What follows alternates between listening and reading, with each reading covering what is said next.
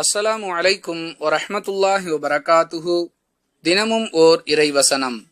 அனாதையின் சொத்தை அவர் பருவமடைவது வரை அழகிய முறையிலேயே தவிர நெருங்காதீர்கள். திருக்குர்ஆன் பனு இஸ்ராயில் 17வது அத்தியாயம் 34வது வசனம்.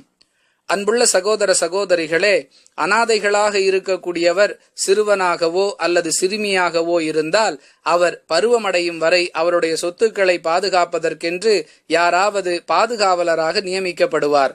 அந்த பொறுப்பில் இருக்கக்கூடியவர் அந்த அனாதைக்குரிய தேவைகளை நிறைவேற்றுவதற்காகவோ அல்லது அவர் சார்ந்த வேறு வகைகளுக்காகவோ தவிர அந்த சொத்திலிருந்து எதையும் செலவழிக்க கூடாது என்பதையே அழகிய முறையில் தவிர நெருங்காதீர்கள் என்று அல்லாஹ் எச்சரிக்கின்றான்.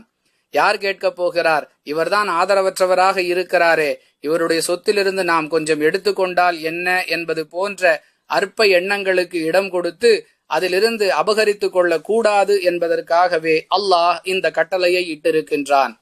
வாஹிரு தஅவானா அனில் ஹம்துலில்லாஹி ரப்பில் ஆலமீன். அஸ்ஸலாமு அலைக்கும் வரஹ்மத்துல்லாஹி வபரகாத்துஹு.